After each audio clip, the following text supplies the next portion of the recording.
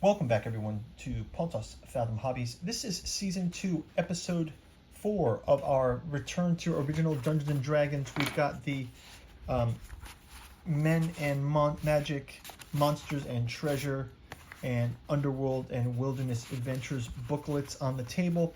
We're returning to Episode 4. Our party consists of Garvin Stonefist, the fighter, Dornier the dwarf, Cirrus Illuminar the magic user.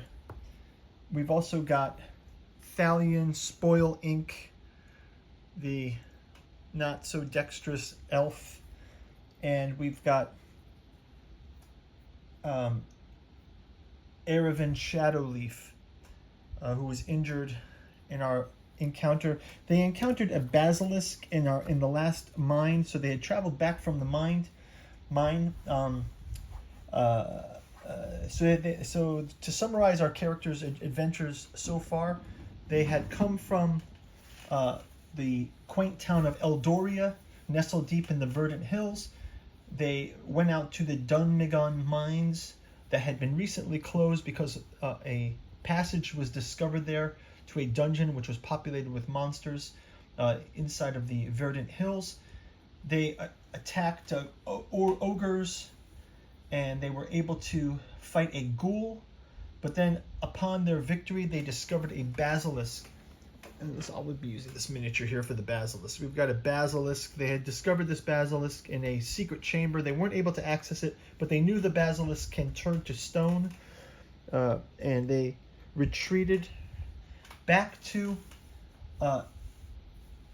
Eldoria, and now they're back in Eldoria. They took some time to heal up their injuries, and they sought advice from the local scholars how to defeat a basilisk.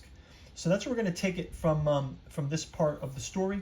Our team, guided by their sponsor, Erevan Shadowleaf. He is sort of the level 2 amongst this group of level 1s. So they're visiting the Hearthfire Haven, the tavern where they set out from before, and Erevan Shadowleaf has arranged a meeting with some of the local militia as the raiding parties of goblins have become terrorizing the farms around Eldoria. So one of the things that the team needs to do is they want to level up, get some supplies. They did get some gold from fighting the ogres in their initial adventures into the mines. They've closed the mines up, leaving the basilisk still inside there. What they'd like to do is level up, defeat these goblin raiders, gain some more experience, gain some gold, and come up with a strategy against the basilisk. So that's what we're going to leave with our party right now. So Erevan, sort of concerned, lays out the situation. He said, these goblin raids have become more and more bold, more frequent. So they're striking fear into the heart of the farmers and threatening the town's food supply. And so the party's sort of short-term task to sort of level up to get to this basilisk is they're going to locate the goblin hideout, disrupt the operations, and this way they're going to give the local farms folk, return them to their normal life. So Garvin, really ready to do this. He ready to stand as the leader, as the fighter. Cirrus Illuminar, the magic user, of course he has doubts. He's just a level 1. He does have a protection from evil spell, but he would like to gain some magic items. And so what? Dornier the dwarf, he does have knowledge of the hills, so he feels like maybe he will be able to be the one who finds the goblin hideout. And then there's Thalion Spoilink. He does have his bow, and he could also do some range scouting ahead to prevent the goblins from surprising them. So basically, they're going to try to solidify their reputations. Erevan says, with this, you guys can become local heroes in Eldoria, and especially if you can then power up and clear out that mine. The locals were using it to mine for gold and things like this. Clear those monsters out. You're going to be pretty famous here in town. So the party has a plan in place. They're going to get their equipment set up. They're going to leave the Hearthfire Haven under the cover of darkness, and they're going to head out into the into those same verdant hills, and they will try to find the goblin party, and that's where we're going to take it from there. So one thing when I look at the underworld and wilderness section, one thing that we could do is have wilderness wandering monsters. So our party will be going through the verdant hills on the way toward. So it says here, some little notes here. It says the wilderness consists of unexplored lands, cities, and castles. So to mention the area immediately surrounding the castle, which housed the dungeon, the referee can do several things in order to conduct a wilderness adventure. So Blackmoor is a village the small size of one town, while Greyhawk is a large city. So you know what we'll do after we play this this little mini sample adventure, we'll probably move on to, in our future, like say in season 3, I'll move on to Greyhawk and Blackmoor. We can use Blackmoor and Greyhawk as that sort of next adventure. So Blackmoor is a village, a small size of a town. Maybe we'll start our next adventure into Blackmoor, and then we'll move into Greyhawk as well. Okay, so then from there, we talk about random monsters. So let's say that our party is traveling on the way to find this goblin raid. Let's have them encounter some random monsters. So they are traveling through, let's say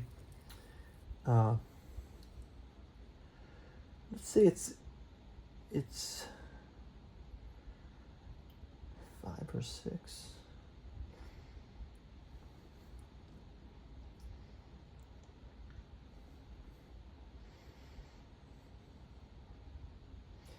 Let's roll a die 12 here.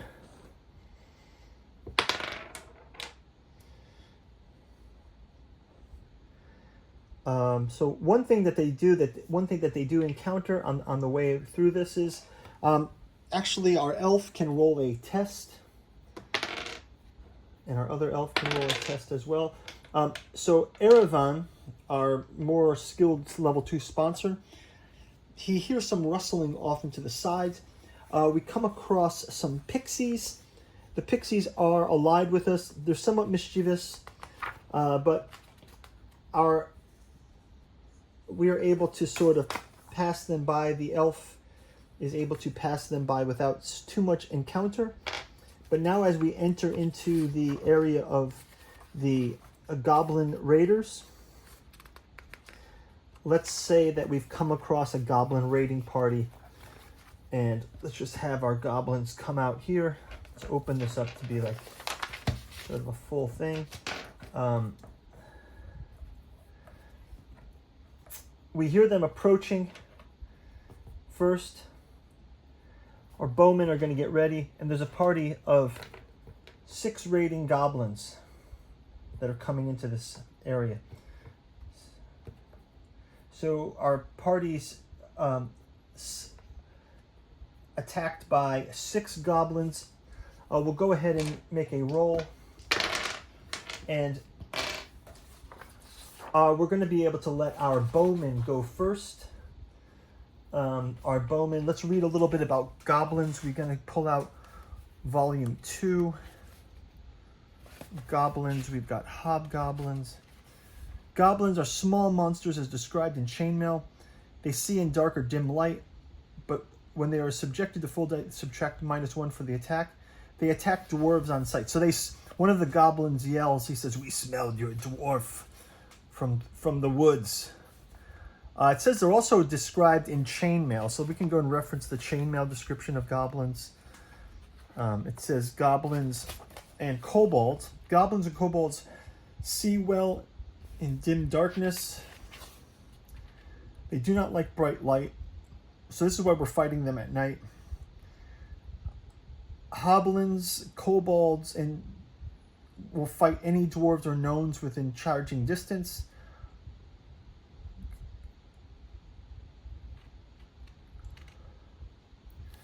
Okay, so that's that. So let's go ahead and let's go calculate for these guys. So let's have our first bow attack. Let's see.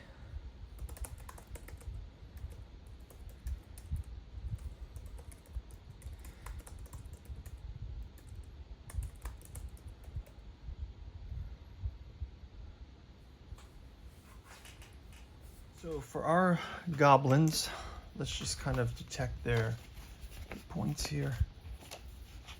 We got 6 goblins. They got goblins. They've got armor class of 6, and we'll give them HP.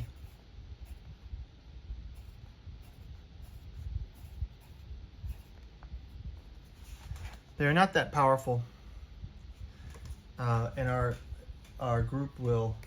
Well, let's just roll their hit points like this. We can take these dice. These are our goblins' hit points. We'll just get 6 dice, and we'll see what all their hit points are.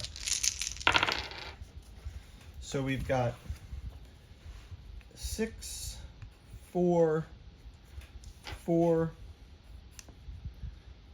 4, 3, and 1. There's a particularly weak one. Let's let our magic user Cirrus Illuminar fight him. But first off, let's have our bow-armed elves will take the first shots trying to take out some of these goblins. We'll go ahead and roll for armor class 6. Our 2 elf bowmen here.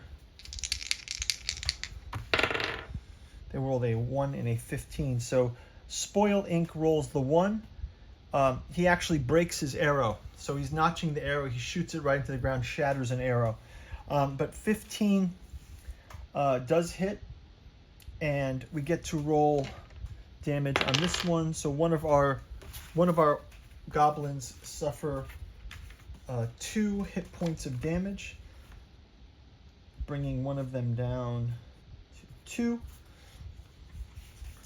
And meanwhile, they're sort of charging forward, and our men are coming up around the sides too. So we position them in such a way that the weakest one is in the back, just like our magic user. So we'll try to pair off to the other ones, and we'll see how we can attack from there. So first up, we'll do a roll here. And our team is able to go first. We'll start out with, can't really use a protection from evil spell here, but our Garvin Stone Fist, our fighter, he's going to go ahead and attack with his sword, and as will our dwarf. So we can roll their dice first. We get a 6 and a 7. They both miss. Our elves are also switching to swords here, and they get a 16, so 1 hit there for 3 damage. And actually, our 2nd level hero elf, Ervin Shadowleaf, is able to do 3 damage to one of the 2 goblins that he's faced off again. And we've got the first casualty for him. So, well done. Goblins up. They are going against armor class 5. So they'll need, let's have them roll 1, 2, 3, 4, 12, 14. We do have 1 hit. Armor class 4. Let's do the roll for them. Doing a 2 damage to Erevan, to Garvin Stonefist. So Garvin Stonefist has taken 2 hit points of damage, and that will be the only hit there. Let's go ahead and roll our attacks again. 13. We are able to get 2 more hits in. And as a result, Garvin and Erevan both are able to take out a goblin each. I did not roll an attack for our magic user, Cirrus Illuminor.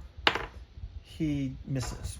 Okay, so it will be back over to the goblins. Goblins will attack the dwarf. So we have 1 goblin attacking the dwarf, needing a 14. We'll get a 6. 6 for that. Misses. Another goblin will attack Thalion Spoil Ink with a 12. Also misses. And the third goblin will attack our other elf. 13 also misses. So back around to, we'll have our fighter come around back, and same with Shadowleaf. They can both attack. A 19 and a 6 misses. The 19 rolls. 6 damage. Another goblin is down. The dwarf can attack with his great axe. Gets a 17 and 4 damage. Bringing another one down to 2. And finally our magic user, 17 damage, gets to roll an attack. He does a 3 damage and actually destroys another one of the elves, goblins. Last goblin,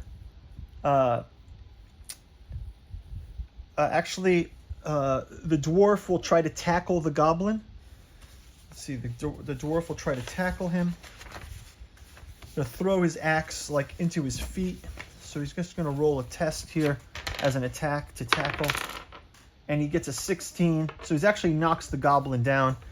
And we're able to surround the goblin, hold him down, and ask him where his lair is.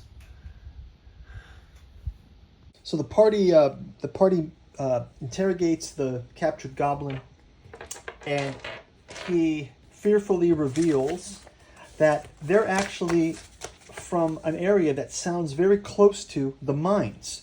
So if we go into our old map booklet, we sort of have this is what we're using. We're calling this sample that they've got in the booklet here. Calling this sample our mine that we're going to do just the sample level. But basically it's another entrance to the mine shaft that the goblins have been raiding from. So actually the goblin lair is actually in the very dungeon that they had just left. But now that they've defeated this pack of goblins, I think they're going to be able to level up to next level. So we're going to go ahead and Garvin silences for the last time the last goblin, and our party's going to go back to the village of Eldoria with some news that they've got intelligence on the goblin party. They're going to prepare for the basilisk encounter, and they're going to head back out. So that's going to wrap it up for turn number 4. We'll see you guys in turn number 5. But first, this channel is sponsored by the books from Pontus Fathom Press that we create. We get a sister channel called Pontus Fathom Press, and it helps us to support our hobbies channel. First up is the Omnibus Edition Cat 2 Journals Out of Lovecraft's Providence. This collects the 6 individual volumes of Genealogy of Cthulhu, Archaeology of Yog-Sothoth, and Psychoanalysis of Rilliah. That makes up the first trilogy. There's also Hermeticism of Hastur, The Alchemy of Azathoth, and The Necromancy of Nyarlathotep. Put them together and you get this massive tome.